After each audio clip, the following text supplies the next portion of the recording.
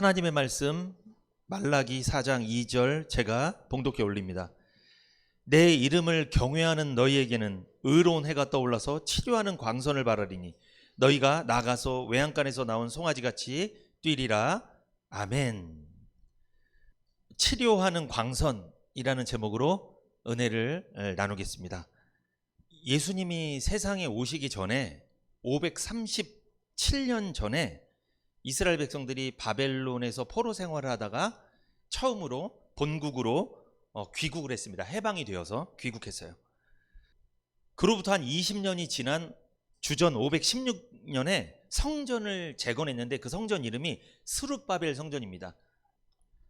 이스라엘 백성들은 성전만 재건되면 분명히 하나님께서 뭔가 큰 일을 이루어 주실 것을 기대했습니다. 태평성대를 누렸던 다윗 왕 시대의 부강한 왕국으로 회복시켜 주실 것이라는 기대가 있었습니다. 이제 성전을 재건하고 한 해 두 해가 지나서 어느덧 100여 년 가까운 세월이 지났어요. 그런데 기대했던 것과는 달리 그들의 삶에 아무 일도 일어나지 않았습니다. 이스라엘 백성들은 절망하고 낙심했습니다. 영적으로 무기력해졌고 결국 그들의 신앙생활은 형식과 의식적인 신앙으로 변질되었습니다. 그때 이 말라기는 선지자 이름이에요. 사람 이름이에요. 이 말라기가. 그러니까 그 당시 목사님이에요. 오늘날로 말하면 하나님 말씀을 전해주는 사람이에요. 그때 그들이 그렇게 기대했던 바와 다르게 현실이 어렵고 낙심되고 할 때 이 말라기 선지자가 그때 하나님 말씀을 전한 거예요. 그 실망하고 있던 이스라엘 백성들에게. 저는 오늘날 말씀을 전하고 있죠. 그러니까 구약의 말라기 선지자가 사실 오늘날 누구 말하는 거예요? 목사님 말하는 거예요. 지금 제가 말라기 선지자라는 게 아니고 그가 했던 역할을 똑같이 한다는 거예요. 이 말라기서를 보면요, 이런 말이 많이 나와요. 보면은 여기에 보면 좀 말라기 1장 6절에 우리가 어떻게 주의 이름을 멸시하였나이까. 잘 보세요. 우리가 어떻게 주의 이름을 멸시하였나이까 하니까 이게 뉘앙스가 좀 어때요? 지금 좀 따지는 뉘앙스죠. 그러면 이거 멸시한 거예요. 뭔가 자기가 죄를 짓고 뭔가 잘못을 한 사람이 있으면 오히려 더 성내는 거 아시죠? 못 낀 사람이 더 성낸다? 그런 말이 있죠, 속담 중에. 자기가 잘못을 한 게 있으니까 이런 말도 나오는 거예요. 지금 하나님 앞에 뭐라고요? 우리가 언제 하나님의 이름을 멸시했습니까? 그리고 말라기 1장 7절에 우리가 어떻게 주를 더럽게 하였습니까? 더럽게 한 적이 있다는 거예요, 여러분. 있으니까 이런 말을 하는 거예요. 말라기 2장 17절 우리가 어떻게 여호와를 괴로우시게 했습니까? 괴롭게 한 적이 있는데 이런 말을 계속 하고 있는 겁니다. 말라기 3장 13절 우리가 무슨 말로 주를 대적하였습니까? 분명히 원망하고 불평했어요. 왜? 성전을 재건했는데 100년이나 지났는데 삶이 어려워. 주변의 불신자 국가는 더 잘 사는데 하나님의 백성인 우리들은 가난해. 항상 힘들어. 예배도 드리고 다 했는데. 그러니까 원망의 말을 했단 말이에요. 그런데 우리가 무슨 말로 주를 대적했습니까? 오히려 하나님 앞에 이러고 있는 거예요. 지금 이런 말을 하는 거 보면은 실제로 원망을 한 겁니다. 했던 거예요. 좀 뻔뻔하게 이런 말을 하고 있는 거예요. 지금 하나님 앞에. 말라기 선지자가 말라기서를 기록하고 하나님 말씀을 전했을 때 이스라엘 백성들 입에서 나온 말들이 이런 말이라는 거죠. 여기 보면 우리가 어떻게 자고 이런 말 나오죠. 이게 따지고 있는 거예요. 하나님 앞에.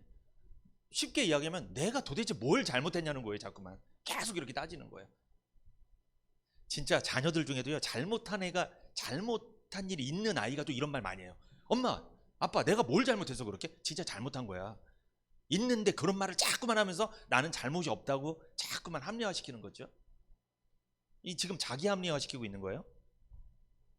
그들이 왜 자꾸 이런 말을 했을까요? 이런 말을 한 이유가 뭐냐면 아까도 말씀드렸지만 하나님 안 믿는 사람들은 다 잘 사는데 우리만 못 사는 거예요. 오늘날로 적용해보면 예배드리고 신앙생활 잘했는데 불신자가 더 건강하고 더 돈도 많고 더 똑똑하고 더 잘 나간단 말이에요. 이런 상황을 보고 신앙생활을 오래 한 사람이 불만이 생긴 거예요. 이게 이 원망이 생긴 거예요. 하나님은 살아계신 거 맞아? 도대체 하나님은 나한테만 침묵하는 것 같아. 다른 사람한테는 다 역사하는 것 같은데 나한테는 침묵해. 하나님 나한테 간섭하는 거 있어. 카톡은 나만 맨날 막 카톡 그러면서 나 간섭해 계속. 근데 하나님은 카톡보다 못해. 카톡은 나한테 연락이라도 취해주지 마 이러면서. 근데 하나님은 나한테 아무것도 안 하는 것 같고 내 인생에 변화가 없고 항상 이래서 실망해버리는 거예요. 교회를 다녀도. 그런 마음이 있으니까 조금만 누가 뭐라고 하면 이게 원망의 말이 그냥 자동으로 나오는 거예요. 이 마음이 상처를 받았으니까, 지금 낙심해 있으니까. 말라기 1장 2절 읽어볼까요? 한번 읽어보세요. 시작. 여호와께서 가라사대 내가 너희를 사랑하였노라 하나 너희는 이르기를 주께서 어떻게 우리를 사랑하셨나이까 하는도다. 아까 전에 이런 말들을 다 했잖아요. 우리가 어떻게 주의 이름을 멸시했습니까? 주를 더럽혔습니까? 여호와를 괴롭게 했습니까? 주를 대적했습니까? 이런 말보다 더 심한 말이 뭐냐면 여러분 이 말입니다. 부모님이 자녀들한테 가장 들을 때 상처를 받는 말이 이거예요. 엄마 아빠 나 사랑하는 거 맞아요? 우리를 어떻게 사랑해줬어요? 난 안 느껴지는데? 이 말을 부모님이 들으면 부모님 마음 찢어집니다. 다른 말은 다 견딜 수 있어요. 엄마 아빠 나 사랑하지 않는 것 같아요. 나 그게 안 느껴져요 요즘에. 나 간섭하지 마세요. 이 말을 하면 부모는요 그런 말 들어보셨어요? 이런 말 들으면 상태가 심각한 거예요 진짜. 그거는 관계가 지금 악화된 거예요 굉장히. 그런데 사람 관계에서도 그런 말을 들으면 이게 관계가 악화된 건데 누구랑 관계에 지금 이게? 하나님과의 관계에서 이런 말을 쏟아내는 거예요. 주께서 어떻게 우리를 사랑하셨습니까? 우리 사랑하신 거 맞아요 하나님? 지금 이런 말을 쏟아내고 있는 겁니다. 주께서 어떻게 우리를 사랑하셨습니까? 이 말이 부모님한테도 가장 상처되는 말이지만 하나님께도 가장 상처가 되는 말입니다. 이 말은 하나님의 마음을 찢어놓는 마음이에요. 지금 이스라엘 백성들은 하나님의 백성이죠. 하나님의 자녀들입니다. 그런데 아버지 되시는 하나님의 사랑을 전혀 느끼고 있지 못해요. 하나님의 사랑을 느끼지 못하니까, 사랑을 못 느끼니까 어떤 일이 벌어지냐? 요게 벌어지는 거예요. 주의 이름을 멸시하고요. 하나님의 사랑을 못 느끼니까 주를 더럽게 하고요. 하나님의 사랑을 못 느끼니까 여호와를 괴롭게 하고요. 하나님의 사랑을 모르니까 말로 하나님 대적하는 거예요. 말로 하나님 대적하는 게 뭐예요? 믿음 없는 말을 쏟아낸다는 거예요. 어떤 말? 원망, 불평을 쏟아낸다는 거예요. 자꾸만. 하나님이 복 주신다고 형통케 하신다고 약속하셨는데 약속을 안 믿고 자꾸만 불평을 쏟아내는 거예요. 뭐만 보고? 환경만 보고. 변화되지 않는 자꾸 환경만 보고서 내 처지 형편만 보고 믿음 없는 말, 기대가 없는 말, 소망이 없는 말만 쏟아낸다는 거예요. 이게 그랬다는 거예요 당시에. 오늘날도 그런 교인들이 있을 수 있다는 거죠. 왜 이런 말을 쏟아낼까요? 원인이 이겁니다. 하나님께 사랑받는다는 게 느껴지지 않아서 그래요. 그런데 중요한 거는 내가 구원받은 적은 있어요. 내가 죄를 용서받은 적이 있단 말이에요. 근데 신앙생활을 오래 하면서 내 삶이 변화되지 않고 내가 뭔가 응답을 못 받고 자꾸 이러면, 그러면 어떤 생각이 드냐면 하나님 나한테 왜 그러시지? 아 화나네. 자꾸 이런 생각이 들어요. 자꾸만 뒤틀리는 거예요. 하나님 관계가 자꾸만 이렇게. 구원을 받았는데도, 하나님 자식인데도. 그러니까 하나님의 사랑을 못 느껴요. 불감증이 걸린 거야. 불감증. 여러분 부부지간에도 사랑이 식고 불감증이 걸리잖아요. 말 한마디 하면 죽습니다. 큰일 나요. 그러면 걸려드는 거예요. 그 말 한번 잘못하면. 근데 사랑이 넘치면요 다 덮어요. 그냥 덮어주는 거예요. 그렇게 사랑스러울 수 없어 남편이, 아내가. 그런데 사랑이 없으면, 사랑이 안 느껴지면 그렇게 미울 수밖에 없어요. 그렇게 막 미워. 지금 하나님이랑 연애를 해야 되는데 이스라엘 백성들이 지금 상태가 안 좋습니다. 하나님께 사랑받고 있다는 생각이 안 드니까 모든 것이 짜증나며 불평뿐이에요. 우리도 교회를 다니잖아요. 우리가 교회를 다니면서 하나님의 사랑을 못 느끼잖아요. 그러면 그 사람은요 건드리면 큰일 납니다. 폭탄이에요. 거의 불평이고 짜증밖에 없어요. 왜? 하나님의 사랑을 못 느껴서 그래요. 그렇게 하나님의 사랑을 느끼지 못하고 불평을 원망을 쏟아내는 이스라엘 백성들, 어떻게 우리를 사랑하셨습니까? 이렇게 말하는 이스라엘 백성들에게 하나님은 참 대단하십니다. 그래도 찾아오셨어요. 그래서 뭐라고 말씀하세요? 말라기 1장 2절 같이 읽습니다. 시작. 여호와께서 가라사대 내가 너희를 사랑하였노라. 야, 하나님 대단하십니다. 우리 인간들 같으면 그렇게 원망하고 불평하고 막 사랑을 느끼지 못하면 어떻게 해요? 우리는 교제를 끊어버려요. 단절해버려요. 우리는 안 만나면 되지. 왜 그 사람 왜 만나? 우리가 안 만나면 그만이지. 근데 하나님은 그럴 수 없는 거예요. 그러지 않으세요. 하나님이 뭐라고 말씀하세요? 내가 너희를 사랑하였다. 하나님은 또다시 말씀하셨습니다. 내가 너희를 사랑한다. 성도는요, 어떤 상황 속에서 어떤 시험과 상처와 원망의 순간에서도 여전히 사랑하시는 하나님의 사랑을 믿어야 될 줄 믿습니다. 성경이 왜 기록됐어요? 이 성경책이 하나님께서 죄인을 사랑하신다는 것을 알려주기 위해 성경이 기록된 거예요. 하나님께서 세상을 이처럼 사랑하셔서 독생자를 보내셔서 죄인을 구원하셨다는 것을 알려주기 위해서 성경이 기록된 겁니다. 그러면 이 말라기서가 기록된 것도, 이 말라기 선지자가 메시지를 전하는 것도 혼내기 위함이에요? 사랑하기 위함이에요? 하나님이 여전히 당신들을 뭐합니다? 생각하고 품고 있습니다. 사랑하고 있습니다. 그러니까 좀 잠잠하게 하나님이 일하시더라도 가만히 기다려보세요. 원망하지 말고. 지금 하나님이 일을 안 하는 게 아니라 하고 계시는데 하나님은 조용히 일하시는 스타일이에요. 근데 우리는 조용히 일하시는 하나님 싫어해요. 우리는 어떤 하나님? 즉각 우리한테 뭐가 응답받는 하나님 좋아해. 바로 기도하면 바로 응답되고, 뭐가 내가 바라면 바로 응답되고. 그러지 않아요, 여러분. 지금도 하나님 응답해 주시고 계신 줄 믿습니다. 여러분, 응답 안 된 것도 응답이라고 믿으십니까? 진짜 믿으세요. 응답이 안 된 게 아니고요, 되고 있는 거예요 지금. 그런데 여기 보면 내가 너희를 사랑하였노라 이렇게 하나님 고백하시죠. 이것은 하나님의 사랑 고백이에요. 정말 하나님은 이스라엘 백성들을 또 오늘날 여러분과 저를 사랑하시는 줄 믿습니다. 그런데 지금 이스라엘 백성들 상태가 어때요? 하나님을 원망하고 막 불평하죠. 우리를 언제 사랑하셨습니까? 어떻게 사랑하셨습니까? 이건 하나님 앞에 죄 짓고 있는 거잖아요. 죄 짓고 있는 이스라엘 백성들을 하나님 사랑하시는 거예요. 그러므로 하나님은요, 죄악 중에 있을지라도 우리를 사랑하시는 줄 믿습니다. 여러분, 우리도 원망할 수 있어요. 불평할 수 있어요. 그럴 수 있습니다. 그러나 이것만은 기억하세요. 그럼에도 우리가 죄를 짓더라도 하나님 우리를 사랑하고 계신 줄 믿으시라는 거예요. 얼마나 사랑하셨으면 독생자까지 주셨습니까? 여러분, 요한복음 3장 16절 시작. 하나님이 세상을 이처럼 사랑하사 독생자를 주셨으니 이는 저를 믿는 자마다 멸망치 않고 영생을 얻게 하려 하심이니라.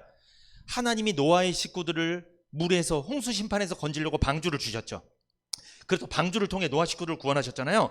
하나님이 죄악 속에 빠져있는, 그 죄악의 늪에 빠져있는 우리를 건지려고 방주 되시는 누구? 예수님을 세상에 던지신 거예요. 보내신 거예요. 그 예수님을 통해 우리에게 영생을 주신 줄 믿습니다. 그러면 예수님을 주셨다는 건 아들을 준 거잖아요. 아들을 주었다는 건 다 준 거예요. 뭘 남기고 준 게 아니라 더 줄 게 없이 다 준 거예요. 다 하나님께서 퍼주신 거예요. 다 우리한테, 죄인들한테. 믿으시기 바랍니다. 하나님한테 더 달라고 하지 마세요. 다 줬다니까요. 바울이 질병이 있었어요. 눈병이 있고 막 평생 고치지 못한 병이 있었어요. 아니, 복음 전하고 교회를 세우고 다니는 사람이 건강해야 되는데 몸이 아프니까 얼마나 이게 약점이 되겠어요. 성도들한테 건강하십시오 딱 이랬는데 갑자기 쓰러져 버려. 자기가 건강하라 축복했는데 본인이. 그럼 성도들이 너나 잘하세요 그럴 수 있잖아요. 안 믿어요. 그러니까 말씀에 신뢰가 안 될 수도 있는 거예요. 본인이 건강하지 않은데 건강하라고 하니까 이게 무슨 말이냐는 거지. 그런데 하나님께 기도합니다. 3번을. 하나님, 이 병을 나에게 고쳐주세요. 왜? 자꾸만 내가 말씀 전하다 쓰러지니까 성도들이 말씀을 믿지 않아요. 하나님이 뭐라고 응답하세요? 그래, 내가 고쳐주겠다 그랬어요. 내 은혜가 내게 족하다. 너는 받을 거 다 받았다. 왜? 십자가에서 예수님이 죽으실 때 어떻게 선언하셨죠? 다 이루었다. 예수님이 우리의 죄와 사망과 지옥의 권세를 해결하셨죠. 다 우리 죄 문제를 해결하셨잖아요. 다 이루셨잖아요. 죄 문제뿐만 아니라 우리 일생에 우리가 받을 은혜, 예수님이 십자가에서 다 이뤄 놓으신 거예요. 그러니까 바울, 너는 그렇게 아픈 게 맞아. 평생 바울 못 고쳤어요. 그거 죽는 날까지 그거 안 고쳐졌어요. 하나님이 그 질병을 갖고 가게 하셨어요. 평생을. 왜 그러냐면 바울을 겸손하게 하기 위한 하나님 방법이었죠. 왜? 너무나 건강해버리고 잘 나가면 교만해지니까. 그리고 사람이 약하면요, 그때 약할 때 주님의 강함이 드러나는 줄 믿습니다. 내가 약하지만 그럼에도 불구하고 믿음으로, 그럼에도 불구하고 약속을 붙잡고, 그럼에도 불구하고 하나님 바라보고 나아가는 그 모습을 통해 성도들이 더 은혜를 받는다는 거예요. 여러분 누구한테 은혜 많이 받죠? 정말 부족하고 연약하지만 주님 말씀 붙잡고 살아가는 사람 통해 은혜 받는 거 아니에요? 약하지만 강한 사람 때문에 은혜 받는 거잖아요. 바울은 몸이 약했습니다. 그러나 그는 강한 사람이었습니다. 누구 때문에? 주님 때문에 강한 사람이었어요. 그래서 주님의 강하심이 나타나기 위해서 하나님은 바울을 약하게 만드신 거예요. 왜? 그래야지 주님의 능력이 나타나니까. 주님의 능력이 나타나지 않는 사람 특징이 뭔지 아세요? 본인이 너무 강해요. 본인이 너무 자기 의가 세, 자기 생각이 강해. 그러면 하나님의 강함이 드러나지 않아요. 왜? 자기의 강함만 드러나는 거예요. 그러니까 분쟁이 나오고 다툼이 막 일어나는 거예요. 근데 내가 약하잖아요. 그러면 그때 주님의 강함이 나타나시고 그로 인해 사람들이 많이 모여요. 그 사람한테. 교회는 부흥합니다. 우리는 약할수록 좋아요. 세상은 약한 거 싫어하잖아요. 세상은 강한 것만 좋아하잖아요. 우리는 약한 게 능력인 줄 믿습니다. 주님이 능력이에요. 복음이 뭡니까, 여러분? 복음은 죄인을 의인으로 만들어주는 것이잖아요. 복음은 하나님의 사랑 고백이에요. 그러므로 우리가 복음을 전하는 건 하나님이 당신을 사랑한다는 걸 전하는 게 복음 전하는 거예요. 하나님께서 죄인들을 사랑하셨다는 게 복음입니다. 기쁜 소식이에요. 그래서 우리는 이 기쁜 소식을 전하며 전도해야 될 줄 믿습니다. 그래서 여러분 성경을 보면, 구약 성경, 신약 성경을 보면 하나님이 나를 어떻게 사랑하셨는지를 알 수가 있는 거예요. 그래서 성경을 보면 구원을 받게 되는 거예요. 하나님 사랑을 받게 된다는 거죠. 그런데 하나님 우리를 어떻게 사랑하셨을까요? 말라기 1장 2절에 시작. 너희는 이르기를 주께서 어떻게 우리를 사랑하셨나이까 하는도다. 이스라엘 백성들이 이런 말을 한 것은 왜 이런 말을 했어요? 하나님의 사랑을 느끼지 못하고 하나님 사랑을 알지 못하기 때문에 이런 말을 한 거잖아요. 세상에 나가보세요. 여러분 세상 사람들은 지금 하나님의 사랑을 알아요? 몰라요? 모르죠. 그래서 하나님이 당신을 사랑합니다 그러면 세상 사람들 뭐라고 하는지 아세요? 하나님이 우리를 어떻게 사랑하셨는지 증명해 보세요 이래요. 하나님이 나한테 돈을 줬어, 나한테 뭐 좋은 사람을 만나게 했어, 못 느끼는 거예요. 그 사람들은 지금 대번 이런 말 한다니까요. 아니 집사님, 하나님이 나 사랑한다는 말만 하지 말고 어떻게 사랑했는지 증명을 하라니까. 나 와닿지가 않는데 자꾸 왜 그런 말을 자꾸 하냐고, 이런 말을 한단 말이에요. 세상 사람들은요 하나님의 사랑을 알지 못합니다. 하나님의 사랑 때문에 구원받는다는 것을 그들은 몰라요. 호세아 4장 6절 볼까요? 내 백성이 지식이 없으므로 망하는도다. 내가 지식을 버렸으니 나도 너를 버려 내 제사장이 되지 못하게 할 것이요, 내가 내 하나님의 율법을 잊었으니 나도 내 자녀들을 잊어버리리라. 여기 보세요. 내 백성이 지식이 없으므로 뭐한다? 망하는도다. 여러분 이 지식은 뭘 말하냐면 이 지식이 복음을 말하는 거예요. 그러니까 복음이 뭐라고 그랬어요? 하나님의 사랑 고백이 복음이라고 그랬잖아요. 그러면 내 백성이 하나님의 사랑을 안다 모른다? 모른다. 그래서 망한다는 거예요. 그래서 불신자들은 복음을 모릅니다. 하나님이 사랑한다는 걸 몰라요. 그래서 망해서 지옥 가는 거고, 교회를 다니지만 구원받은 적은 있지만 하나님의 사랑을 모르는 사람들, 하나님의 사랑을 느끼지 못하고 교회를 다니는 사람도 망할 수 있습니다. 이 망한다는 게 지옥 간다는 게 아니에요. 이 세상에서 골치 아파요. 피곤하게 사는 거예요. 하나님이랑 불편한 관계를 갖고 있으면서. 그러니까 교회 왔다가 그냥 가고 뭐 하기도 싫고, 그러니까 형식과 의식에 빠져버리고 타성에 젖은 예배를 드리게 된다는 거죠. 그냥 오긴 와요. 구원은 받은 걸 자기가 알고 있기 때문에 구원 받았어. 그런데 재미는 없는 거예요. 신앙생활이. 이게 뭐다? 내 백성이 지식을 버렸기 때문이다. 지식을 버린 게 뭐다? 성경을 모른다는 게 아니에요. 지식을 버린 게 성경도 알아요. 오랫동안 교회를 다녀서. 그런데 하나님의 사랑을 못 느껴요. 많이 알면 하나님을 알아야 되는데, 많이 알면 많이 아는데도 하나님의 사랑을 못 느낀다니까? 이게 참 골치 아픈 병이에요. 이 병이 하나님 사랑을 못 느끼는 병. 이것 때문에 신앙생활이 망할 수 있습니다.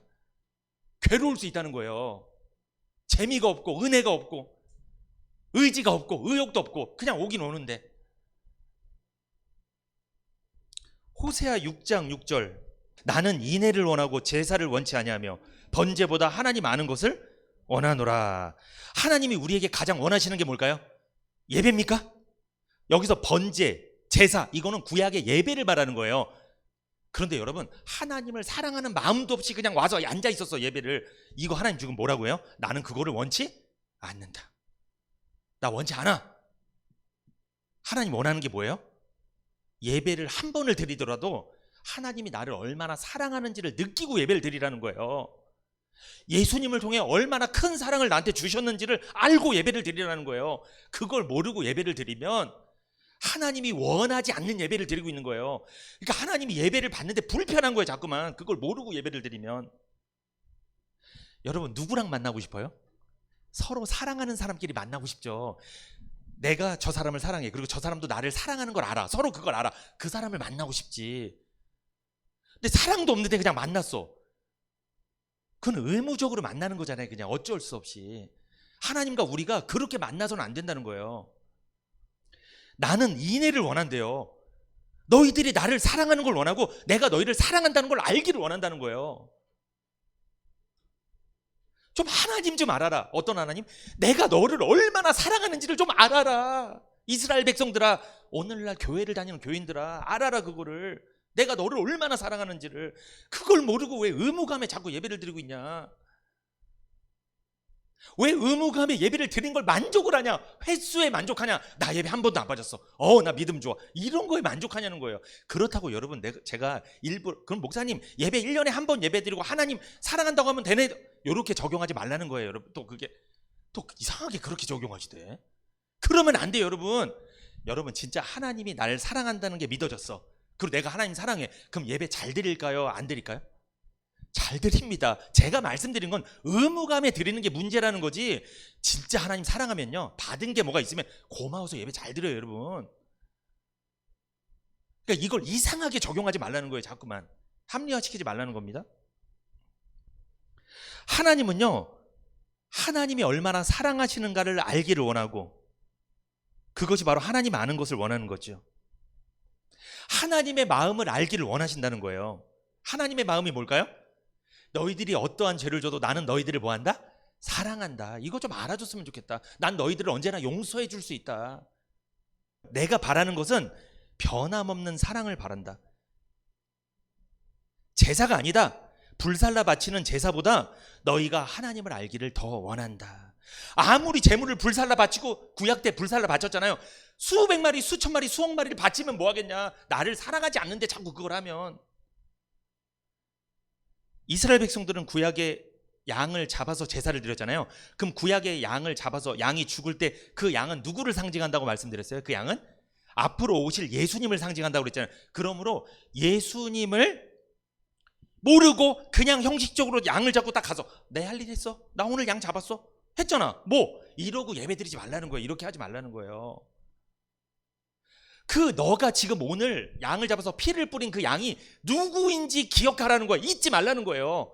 그리고 그 사랑을 잊어버리면 안 된다는 거예요. 얼마나 너를 사랑해서 아들을 주셨는지 전혀 이거 절대로 잊으면 안 된다는 거예요. 이게 하나님 원하시는 겁니다. 예배를 드릴 때 이스라엘 백성들이 양을 잡았잖아요. 그 양은 누구를 상징한다? 예수님을 상징하는데 그걸 잃어버리고 양을 잡은 거야. 그러니까 그들한테 그냥 양이야. 오늘 이거 하고 가야 돼. 그냥 빨리 그냥 형식적으로. 이렇게 돼버린 거예요. 하나님 기분이 나쁜 거예요. 그래서 왜? 아들까지 내어줬는데 그걸 잊어버린 거예요. 생각지도 않고 그냥 예배를 드리는 거야. 상징을 잃어버린 예배는 위험합니다. 이게. 근데 이런 사람은 이미 마음에 은혜가 떠나 있어요. 은혜가 없어요. 그러니까 원망 불평만 나오는 거죠. 계속. 불로 태워 바치는 번제보다 하나님은 하나님 자신을 아는 것을 원합니다. 하나님이 얼마나 자비롭고 은혜롭고 사랑이 많으신지를 알기를 원하셨다는 거예요. 호세아 6장 3절 한번 읽어볼까요? 호세아 6장 3절 시작. 그러므로 우리가 여호와를 알자. 힘써 여호와를 알자. 그의 나오심은 새벽빛같이 일정하니 비와 같이 땅을 적시는 늦은 비와 같이 우리에게 임하시리라 하리라. 그러므로 우리가 누구를 알자? 여호와를 알자. 힘써 여호와를 알자. 여호와를 알자 그러니까 또 신천지 이상한 이단에 빠져도 공부해. 성경 공부하자. 그 뜻이 아니에요, 여러분. 공부하자가 아니고 이게 여호와를 알자가 뭐예요? 하나님이 나를 얼마나 사랑하시는지 우리가 알자. 그게 여호와를 아는 거예요. 하나님이 나를 얼마나 사랑하시는지 알지도 못하고 성경 공부 무지하게 해보세요. 그건 여호와를 아는 게 아니에요. 그거는. 여러분, 율법의 행위로 구원받으려는 사람들이 있죠. 노력해서 막 구원받으려는 사람들. 이 사람은 왜 그런 행동을 할까요? 하나님이 그 사람을 얼마나 사랑하신지를 모르니까 행동으로 때우려고 하는 거예요. 그걸로 하늘나라 가려고 노력하는 거예요. 세상의 죄인들은요, 하나님이 그들을 얼마나 사랑하는지 모릅니다. 그래서 우리가 복음을 전해줘야 되는 거예요. 그래야지 복음을 듣고 믿음으로 구원받는 거예요. 만약에 복음을 안 전해주면 그 사람들은 행동을 하게 돼 있어요. 계속 그거를 통해서 하늘나라 가려고 노력을 하게 될 겁니다. 하나님의 사랑의 넓이와 깊이를 아는 지식이 있기를 축복합니다. 구원받지 못한 사람은 하나님 사랑을 알지 못하고 있습니다. 그래서 늘 시험과 상처와 올무에 빠져 있습니다. 왜? 하나님 사랑을 느끼지 못하니까. 누가 성도입니까? 그러면 누가 성도예요? 하나님의 사랑을 믿는 사람이 성도입니다. 요한일서 4장 16절 같이 읽어봅니다. 시작. 하나님이 우리를 사랑하시는 사랑을 우리가 알고 믿었노니 하나님은 사랑이시라. 사랑 안에 거하는 자는 하나님 안에 거하고 하나님도 그 안에 거하시느니라. 하나님이 우리를 사랑하시는 사랑을 우리가 알고 믿었다.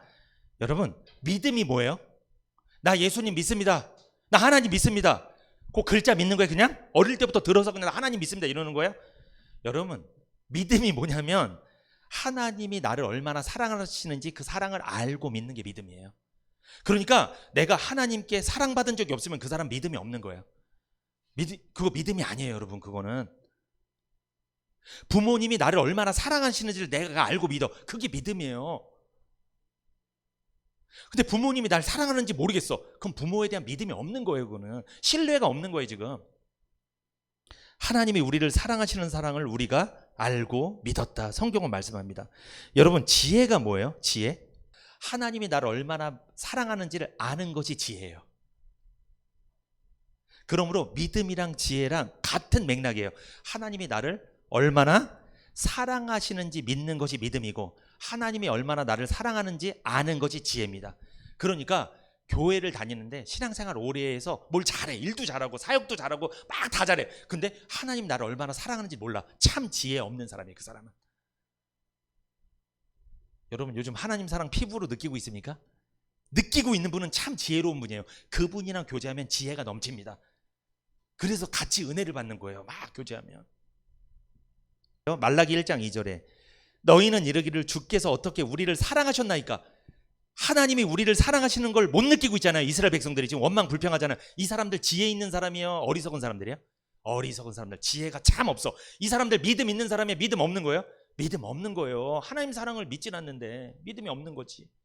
믿음도 없고 지혜도 없고 그런데 교회는 나와야 되고.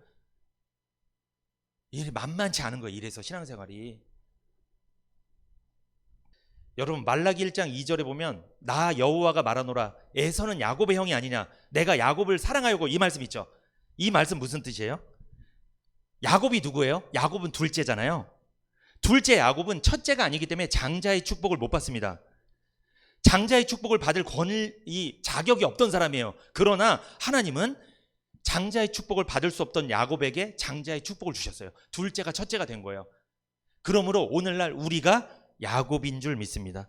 우리 역시 아무런 사랑받을 자격이 없던 하나님의 진노에 머물고 있던 죄인들이었어요. 그런 죄인이었던 우리에게 하나님께서 복음을 들려주시고 하나님의 사랑을 알게 하셨습니다. 그래서 우리를 자녀 삼아 주셨죠. 그래서 세상에서 우리보다 죄 안 짓고 더 똑똑하고 더 잘 사는 사람보다 우리가 먼저 하나님 자녀가 된 건 은혜인 줄 믿습니다. 자격 없는데 우리에게 사랑을 해주신 거예요. 이게 은혜예요. 그런데 어떻게 우리가 하나님 우리를 어떻게 사랑했습니까? 이 말을 하면 안 되죠.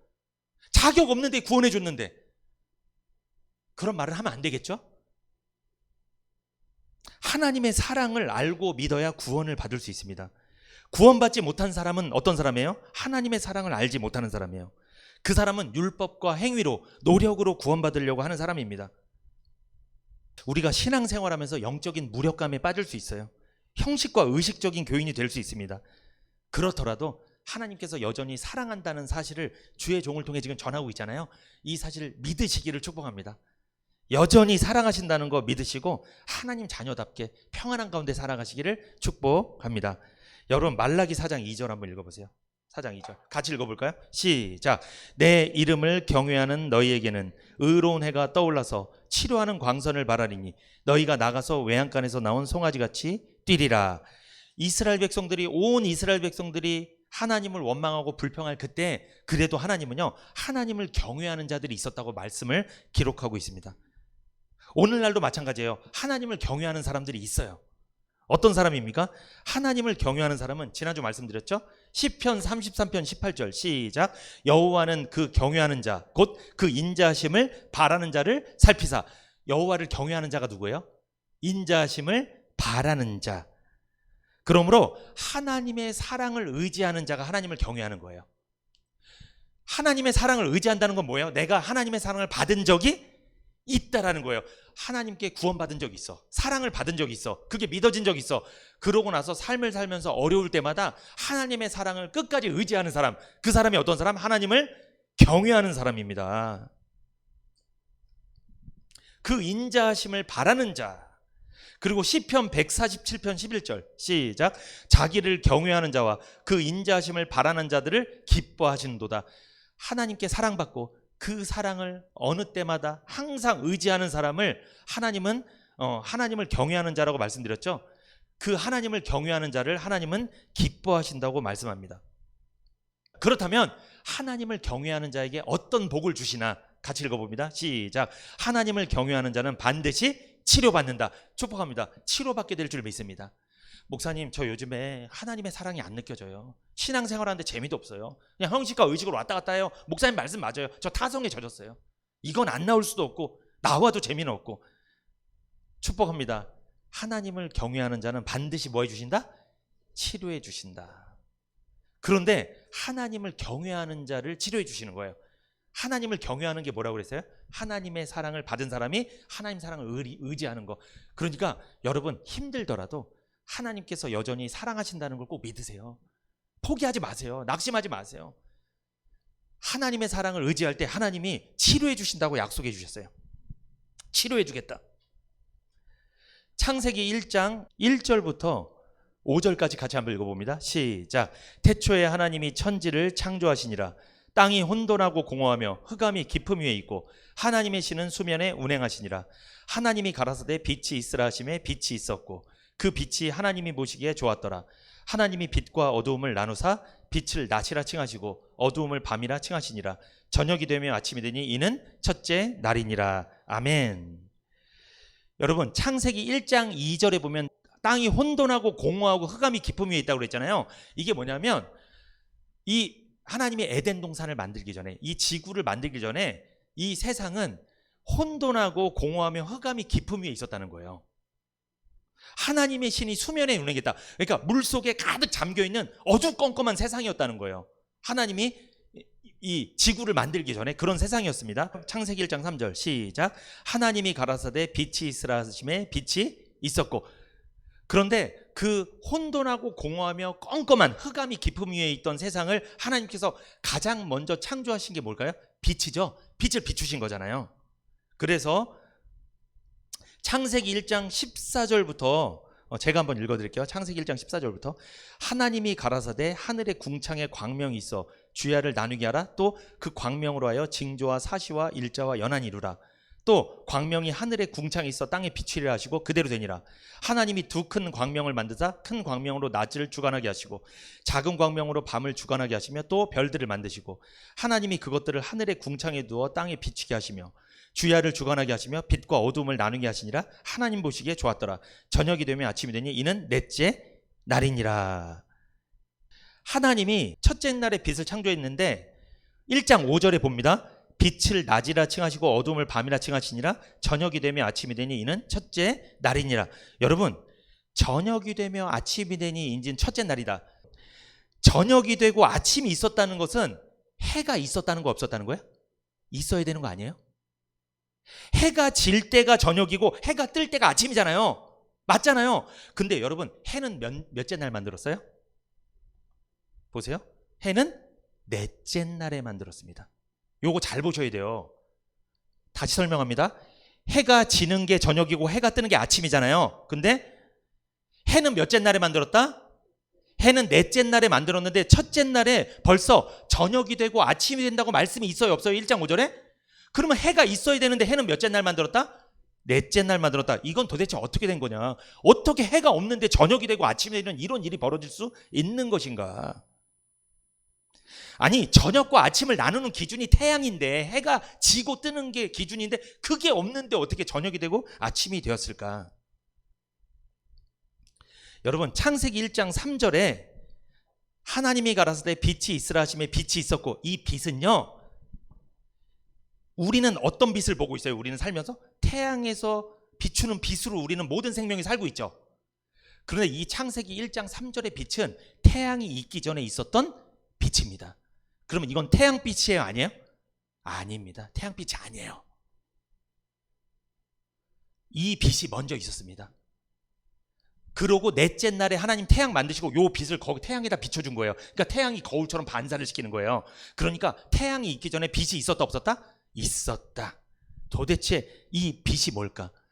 하나님이 가라사대 빛이 있으라 했죠. 그러면 여기 보세요. 1장 3절에 빛이 있으라. 이 빛이 있으라는 명령형이 아닙니다.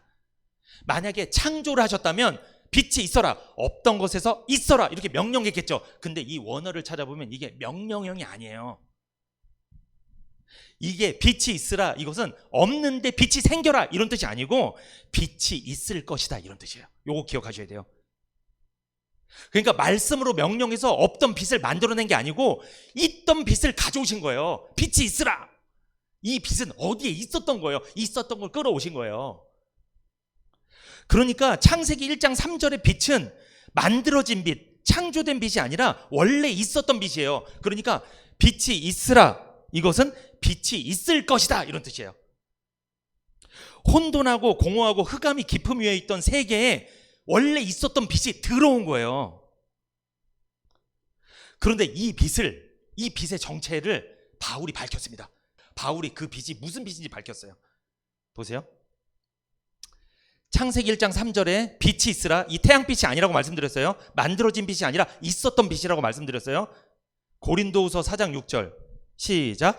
어두운 데서 빛이 비치리라 하시던 그 하나님께서 예수 그리스도의 얼굴에 있는 하나님의 영광을 아는 빛을 우리 마음에 비추셨느니라. 그러니까 이 빛은 누구예요? 예수님입니다. 예수님의 빛이에요. 그러니까 혼돈하고 공허하고 흑암 중에 있었던 세계에 예수님의 빛을 끌어다 놓으신 거예요. 하나님이 예수님의 빛이 비친 거예요. 예수님의 빛이 비치니까 온 세상이 생명으로 가득하게 되는 거예요. 창조의 역사가 일어나는 거예요. 그러므로 모든 생명은 예수님께 있는 줄 믿습니다. 예수님이 생명의 근원이세요. 예수 믿어야 구원받는 거예요. 그래서 예수님의 빛을 끌어온 거예요. 하나님께서, 성부 하나님께서. 그래서 태양을 넷째 날 만들고 그 태양에다 하나님이 이 빛을 반사시켜 주신 거예요. 그래서 오늘날 그 빛을 우리가 받고 살아가는 거죠. 죄인이 복음을 들을 때, 구원의 약속을 들을 때 죄인의 마음, 어두운 마음, 혼돈하고 공허하고 흑암이 깊음 위에 있는 이 마음 속에 무슨 빛이 들어오는 거예요? 예수님의 빛이 들어오는 거예요. 그래서 인생이 밝아지는 거예요. 그래서 구원받으면요, 소망적인 사람이 돼요. 하나님의 사랑을 받는 거잖아요. 복음을 듣는 거잖아요. 하나님의 사랑 고백을 듣는 거잖아요. 그 사랑 고백을 받아들인 사람은 미래가 있습니다. 어둡지 않아요. 혼돈, 공허, 흑암이 사라지는 거예요. 예수님의 빛이 마음속에 들어온 거예요. 밝은 인생을 살아. 그리고 그 사람 얼굴도 밝아요. 사실은 이 구원을 받으면 사실 얼굴도 밝아져요. 어둡지 않아요. 여러분, 민수기 6장 22절에서 27절 읽어봅니다. 시작.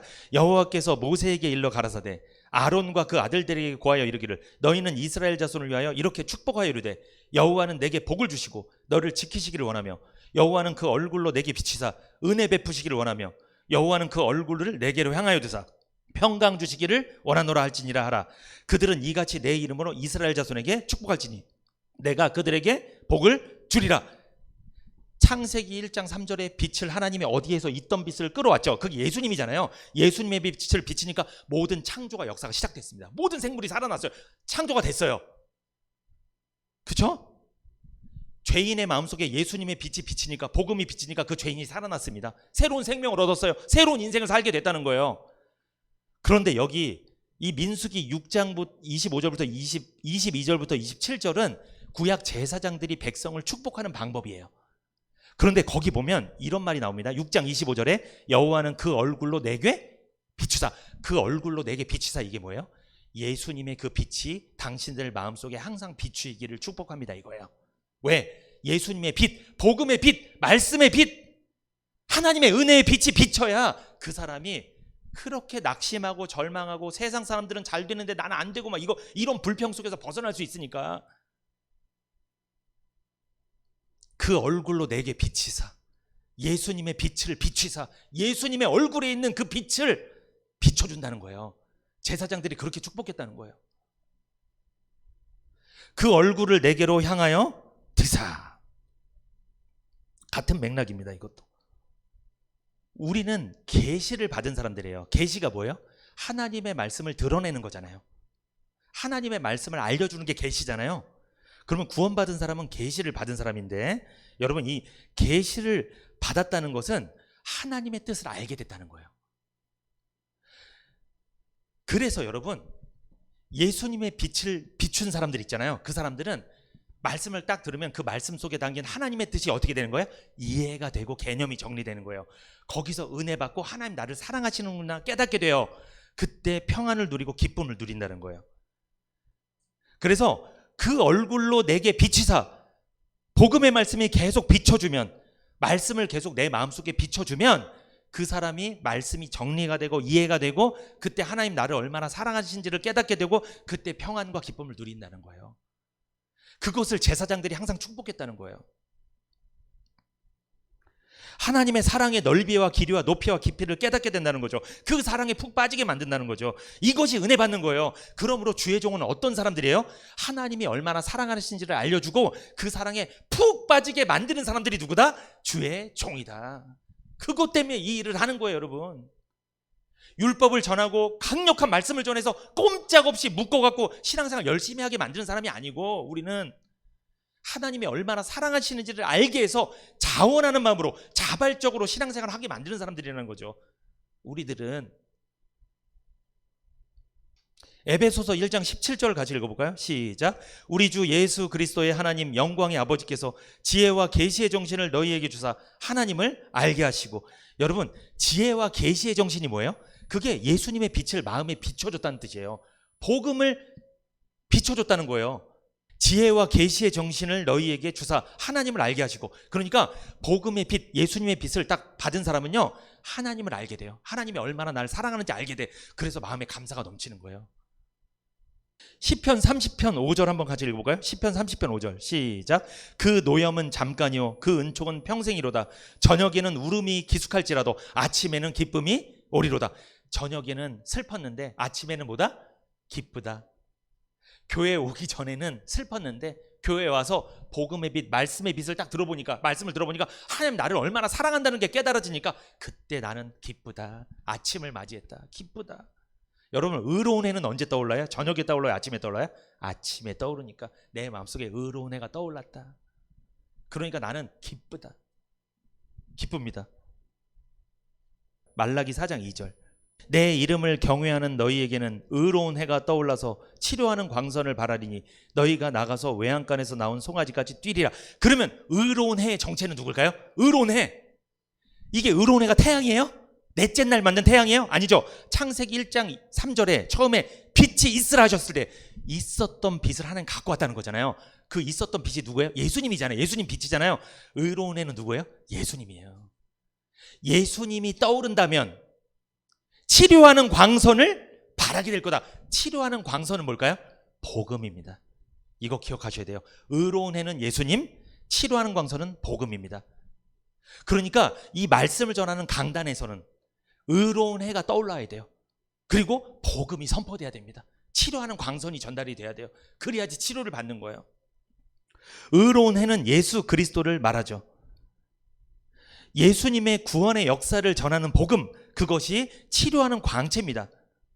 그래서 복음이 내 마음에 비춰지면 예수님의 빛이 내 마음에 비춰진 거예요. 그때 복음이 믿어지고 그때 내 마음속에도 의로운 해가 떠오르는 거예요. 그래서 나는 치료받게 되는 겁니다. 치료의 광선이 발하여진 거죠. 예수 그리스도께서 내 인생에 떠오를 때 기쁜 아침을 맞이하게 될 줄 믿습니다. 복음이 내 인생에 떠오를 때 기쁜 아침을 맞이하게 된다는 거죠. 예수님을 통하여 치료의 광선이 나옵니다. 왜? 의로운 해시니까. 그래서 치료의 광선은 죄를 속죄해주고 질병을 치료해주는 역사가 있습니다. 그래서 여러분, 영적인 질병도 뭐로? 치료의 광선으로, 복음으로. 육신의 질병도 뭐로? 치료의 광선, 복음으로. 그러니까 신앙생활 잘하십시오. 예배 드릴 때 말씀에 집중해 보세요. 그러면 영적인 질병과 육신의 질병도 치료받게 될 줄 믿습니다. 내 마음속에 의로운 해가 떠오르는 거예요. 예수님이 떠오르면 그때 치료의 광선이 발해지는 거예요. 내가 복음을 딱 듣고 의로운 해이신 예수님이 내 마음속에 떠오르면, 하나님이 나를 얼마나 사랑하시는지가 믿어지면 그때 내 마음은 치료받게 될 줄 믿습니다. 평화를 얻게 되고 자유를 얻게 된다는 거예요. 복음으로 치료받은 사람은 세 번째, 누림의 삶을 사게 됩니다. 여러분, 외양간에서 나온 송아지 뛰죠? 이게 무슨 뜻입니까? 외양간에서 갇혀있던 송아지가 자유를 얻게 된다는 거예요. 송아지는 자유를 얻어 뛰어다니는 겁니다. 구원받은 성도는 자유를 느끼며 삽니다. 자유를 얻은 거예요. 그래서 요한복음 8장 32절 읽어봅니다. 시작. 진리를 알지니 진리가 너희를 자유케 하리라. 여러분, 진리가 너희를 자유케 하리라. 이러니까 예배도 안 나오고 나 이제 자유로워, 자유로운 인생이야, 그래서 막 나 혼자, 그걸 말하는 게 아닙니다. 진리가 너희를 자유케 한다는 것보다 이 자유는 죄에서 해방되는 거예요. 죄에서 해방되는 것은 하나님의 자녀가 된다는 거예요. 하나님의 아들이 된다는 거예요. 상속자가 된다는 거예요. 하나님의 상속자 아들이 되면 진짜 자유롭게 예배 안 드릴까요? 예배 잘 드릴까요? 잘 드립니다. 하나님 아들 되면 잘 드린다니까요. 진리가 너희를 자유케 한다고 막 생활하는 거 말하는 게 아니에요, 여러분. 이게 해석을 그렇게 하시면 안 됩니다. 진리의 복음을 듣고 믿으면 죄에서 해방돼서 하나님의 자녀, 상속자가 되어 자유롭게 산다는 거예요. 그런데 복음을 듣지 않으면 율법에 매여서 자유롭지 못합니다. 항상 두려운 하나님, 무서운 하나님 믿고 속박 속에서 이 매여서 산다는 거죠. 못하면 막 벌 내릴 것 같고 그렇게 산다는 거죠. 로마서 8장 1절부터 2절 읽어봅니다. 시작.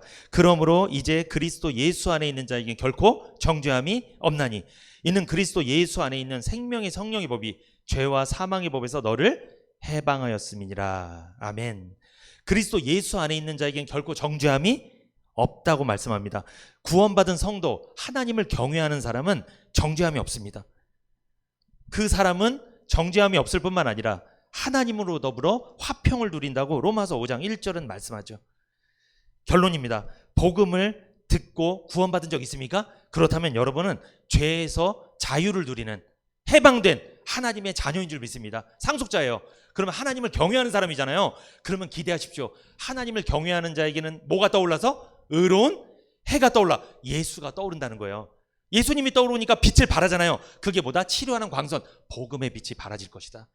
그러므로 하나님을 경외하는 자, 구원받은 사람은 평생에 뭘 듣고 살 거다? 하나님이 보내신 주의 종을 통해 복음의 말씀을 먹으면서 살 거다. 항상 그걸 듣고 살 거라는 거예요. 그래서 교회가 의로운 해가 떠올라서 계속 치료의 광선을 발하여주고 있는 거예요. 그래서 여러분, 육신의 질병 있는 분 치료받기를 축복합니다. 영적인 질병 있는 분 치료받기를 축복합니다. 물질의 어려움 당하고 있는 분 해결받기를 원합니다. 해결 받으세요, 여러분. 치료의 광선이에요, 그게. 복음을 듣는 게 치료의 광선을 맞는 거예요. 여러분, 병원 가면 뭐 맞아요? 병원 가면 무슨 광선을 쏘더라고요. 이렇게 치료받을 때 막 쏘잖아요, 이렇게 안 아프게. 교회도 지금 눈에는 안 보이는데 광선이 나가고 있다니까요. 그게 복음이잖아요, 말씀이잖아요. 목사님, 그럼 나 말씀 들은 게 광선을 맞은 거예요? 맞은 거예요. 그러면 그 말씀을 들어보니까 하나님 나 너무나 사랑한다는데, 나 그게 오늘 믿어졌어. 오늘 치료 제대로 받으셨네. 그러면 마음속에 의로운 애가 떠올라서 이제 예수님이 함께 하시면서 여러분에게 평안과 기쁨과 문제 해결의 응답을 주실 줄 믿습니다. 이게 바로 의로운 해와 치료의 광선의 정체입니다. 항상 의로운 해가 떠올라서 치료의 광선을 맞으시고 평안과 기쁨의 인생을 살아가시기를 축복합니다.